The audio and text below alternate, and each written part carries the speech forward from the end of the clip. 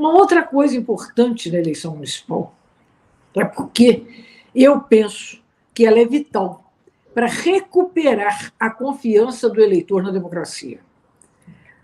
Porque, afinal de contas, o gestor municipal é aquele que está mais próximo da população. E aí, falar a verdade e cumprir os compromissos assumidos é fundamental para recuperar a credibilidade da política e do Estado democrático. Então, eu acho que isso é uma coisa que, no nosso caso, é muito forte. A esquerda tem muita facilidade de ser demonizada. Então, você combate a demonização da esquerda de duas formas, no meu entendimento. Por esse cumprimento da palavra, pelo desempenho. Você falou e fez. Então, isso te respalda, te resguarda e te endossa. E a outra coisa muito importante é a aproximação da população. Aproximar-se da população, pisar no barro. Porque é mais fácil demonizar quem está distante. É mais fácil demonizar aqueles que você só conhece por ouvir falar, ou pela televisão, ou pelo rádio, sei lá, por alguma outra forma. Então, esse cara a cara com a cidade é fundamental para que os prefeitos e prefeitas do nosso campo logrem êxito. E aí eu quero dizer uma outra coisa, encerrar nesse momento a minha fala, respondendo a sua pergunta. Eu acho que nós temos ferramentas muito nobres e muito justamente bem avaliadas, como é o caso do orçamento participativo. O orçamento participativo presume uma sociedade organizada. Sindicatos, associações de moradores, tudo arrumadinho, aí você chama todo mundo e aí você discute como é que você vai programar o orçamento. Hoje, você tem a necessidade de dialogar com setores organizados, com setores desorganizados e com setores que se organizam de outra maneira. Por exemplo, as igrejas evangélicas. Hoje, uma forte modalidade de organização social na periferia é a igreja evangélica. O pastor ou a pastora, mulheres negras, pessoas pobres e muito envolvidas na solução dos problemas cotidianos, inclusive na criação de redes de segurança social informais, são, a meu ver, interlocutores imprescindíveis. Então, no nosso caso, nós abrimos diálogo amplo, governo com forte participação social, inclusive com esses diálogos que são heterodoxos. Mas eu disse que eu acho que o nosso governo nacional precisa deixar sua marca na cidade. Eu acho que ninguém hoje tem dúvida de que programas como Luz para Todos, Minha Casa Minha Vida, Bolsa Família, são como o PT se apresenta na sociedade, especialmente nos setores mais desfavorecidos. Eu acho que, hoje, há 3 coisas que precisam acontecer. Uma é, efetivamente, a materialização do PAC. O PAC é imprescindível. É o recurso com que as prefeituras contam para fazer investimentos inadiáveis, inclusive em resiliência urbana.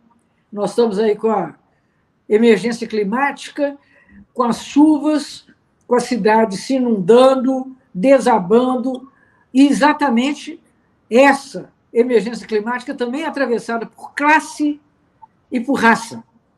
Veja quem é que mais sofre com as chuvas. Veja lá em Porto Alegre. Veja nesses lugares todos em que nós temos tido desastres. Então, o PAC é fundamental que ele aconteça, que o presidente Lula possa entregar as obras do PAC de cidades em 2026.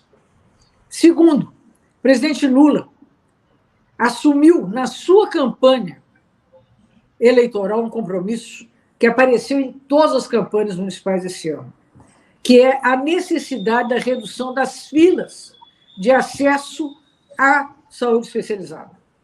Filas para exame, para consulta especializada, para cirurgias eletivas. A pandemia criou um imenso represamento desse tipo de atendimento, e as pessoas, é claro que elas necessitam, além da saúde básica, da saúde da família, de outros atendimentos complementares. Então, e elas ficam muito angustiadas por ficarem esperando semanas, às vezes meses, por um exame ou por uma consulta. Então, isso eu acho que é fundamental. Tem um programa do governo federal que chama Programa Nacional de Redução das Filas. Esse programa precisa virar realidade.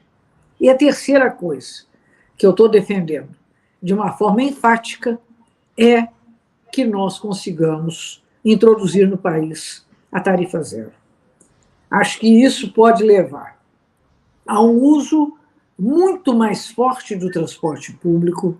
Isso certamente tem motivações, inclusive ambientais, de você diminuir o uso do transporte individual, e é, sem sombra de dúvida, um fator indiscutível de justiça social. Hoje, o direito à mobilidade é um direito constitucional, por iniciativa da deputada Luísa Erundina.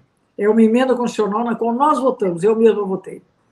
Então, se a mobilidade dentro das cidades, que é o direito mais fundamental, você conseguir se deslocar dentro da cidade, se isso é uma condição que nós devemos defender e promover, então nós precisamos de um Fundo Nacional de Transportes com contribuição da União, com contribuição dos estados e com contribuição dos municípios. Se você pensar que 76% da população brasileira mora em cidades com até 200 mil habitantes, se você resolve, se você dá essa injeção de qualidade e de justiça no transporte urbano, você estará alcançando mais gente e obtendo uma repercussão mais forte até do que o próprio Bolsa Família.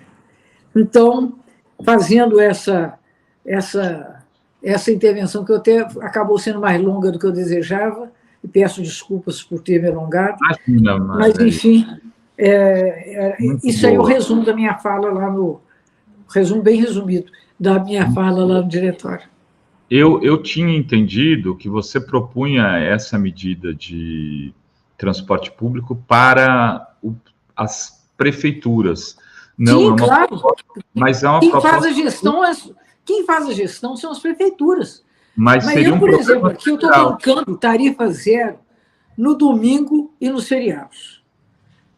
E congelei o valor da passagem do ônibus, que é o mesmo desde 2019. Mas eu quero te dizer que isso é muito oneroso no meu orçamento. Muito oneroso no meu orçamento. Você está propondo que seja um programa federal. Nacional.